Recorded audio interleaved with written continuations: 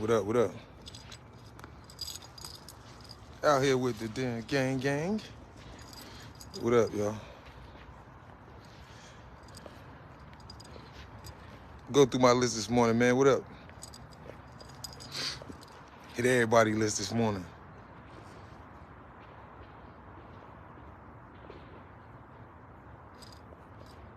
What's good, yo? This morning I'm coming up here, I go live, man.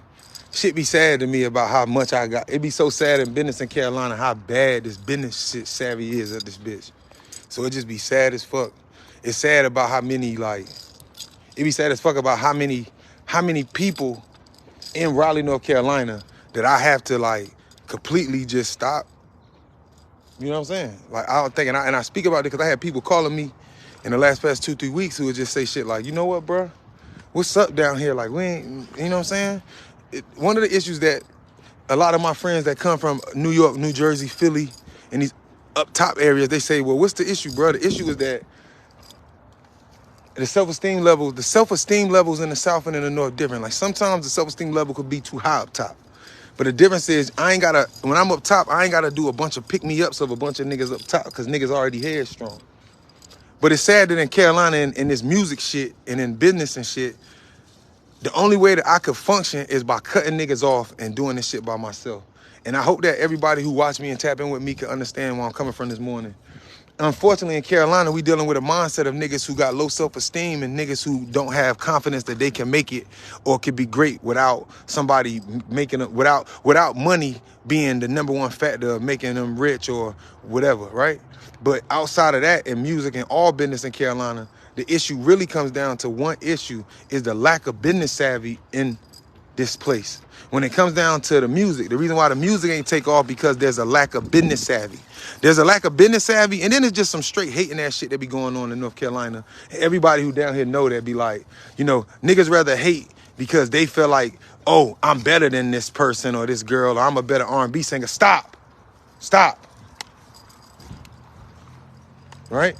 That's the mentality that we have. And in Carolina, like, and it's going in a lot of places, but the more important part is business savvy. If I be chopping it up with people, it'd be so sad because I'm the type of nigga or type of person that if I see you got talent and I see you serious and I can see something in you, I'll be willing to work with you and help you get your shit done or do whatever. And it ain't about the music, but in return, let's say I need something or I need help with some shit and I hit a motherfucker, but I get the motherfucker give me the coldest attitude in the motherfucking world and I be looking around like, bet.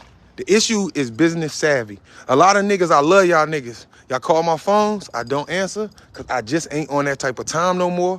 I love y'all niggas, but I've been in Carolina the last couple years. All the progress I made, I had to make all of the gains I've made it by myself. Thank you. What up, Kalia? All the progress I made, I had to make it in, not by myself. I had to make it in a very small circle. I sat around for the last 15 years and watched people tell me what I wasn't, right? Luckily, I come from parents and I come from a household of people who taught me who the fuck I was as far as not even history, but just believing in myself. I never been in a place that was so low self-esteem in so many areas. There's so many fallouts in Carolina and all over the world in the black community because we don't know how to communicate and we don't know how to talk. You know what I'm saying? If you hurt by what somebody else has done to you, you have that right. Like, a lot of motherfuckers did me dirty in music in some sense, as far as like just the basis of it.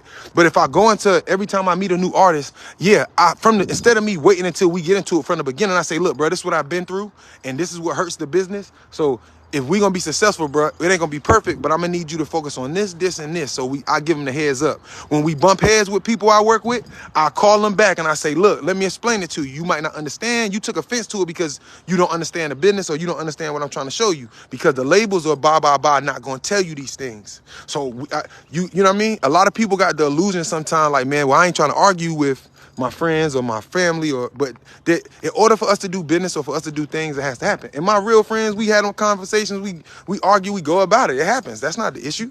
But I'm not too big to say, like, I don't be right about everything. But what is a problem is that it is very discouraging to wake up in North Carolina. When I wake up in North Carolina, I've never met a place that was so low self-esteem. Like, this is the thing. I remember me being on my journey 15 years ago with this music shit, standing on the corners doing all of this shit. You wouldn't think that the guy that put in all of that work or the person that does all of this shit to really make a dream possible for all of us. Remember, the city seen me standing on the corners on the north side for 10 years. They like, bro, you serious? Or just like, or Bless, or these people that, because other people were tapped, but they stood on the corners. The difference was my consistency was for a decade. We all do it, and we all got the right, and I'm not taking nothing from nobody, and y'all just is great, but your greatness has a capstone if you only was out there doing it for 2 years. And there's not to take from you, and this is a conversation I'm trying to have with people. We have to stop in North Carolina having that mindset. This guy, let's say another guy, fuck me, let's say another guy stood on the corner for 10 years, and I stood on the corner for 3. That don't mean that when I talk to this man, because I stood for 3, that we on the same level of accord. I need to respect his 7 years of experience. And I need to be like, yeah, bro, I'm just like you, but I fell off. So I watch 85% of the niggas in this city lose their confidence. And we not talking about the youth, we talking about the older niggas. And they all lost their confidence in the past 7, 8 years. All of a sudden, in the last 3, 4 years, everybody independent boss, everybody self-made, everybody them niggas. But my question is, when I was saying this shit 15 years ago, they told me I was tripping. I see everybody running around here playing independent, but everybody in this place told me, yo, G, you a good rapper, you a smart nigga, but you trying to do too much. You know what I'm saying? And what ends up happening in that structure was it made me kind of start to reject people around me. And I speak this morning because I've talked to a lot of people that I realize it's an issue. I'm the type of person, like, it ain't that so much get to me, but I ain't the type of person who gonna let things slide, right? So even me, like, I don't be up here on his phones every morning trying to have these combos every morning, because sometimes it felt like as much as I was giving, motherfuckers was still making it a negative thing. Like, instead of niggas saying, like, oh, bruh, teaching, that's a powerful thing, give our kids a knowledge, motherfucker, bruh, think he know it all. Who the fuck is he? Tell me about da-da-da. But, like, I had to argue a couple niggas, but I'm arguing with niggas who never read one fucking book in their life. Think about how ignorant that shit is. I be arguing, I be in a room full of niggas, black men, who ain't read one fucking book, but want to come and have an opinion with a nigga who is well studied. Like, that's stupid. That's like a nigga who ain't never wrote a song before in a room full of niggas who wrote thousands of songs, and he think his opinion matter. Nigga, you talking about what you think you know, right? Not what you know. So all of last year, and just put on the forefront, the reason why all this shit happened, this is my yearly recap. I went into 2022 and said, yo, fuck that. Every nigga that tried to be slick with me, just because I see, niggas knew I was changing, and nigga knew I was going about it. So every nigga in 2021 that played me sideways or said some slick shit online, I came at their head in 2022, whether if it was through battles or whatever, at the end of the day, because I knew, unlike most people know, a lot of niggas got that mouth, but niggas can't stand on their talent or their principle, or they can't stand on it. You know what I mean? I know what it's like. I know how niggas give it up. I know how niggas is tough when it's 10 niggas around in the gang, but when they by themselves, niggas be soft as fuck. Very few niggas is them same niggas when they by themselves. And that's not on no gangster shit. That's just in general. In a group, it be like that. He said, what's doing too much because it's doing too little? I mean, that's true. It's almost like either way, too much of anything ain't good.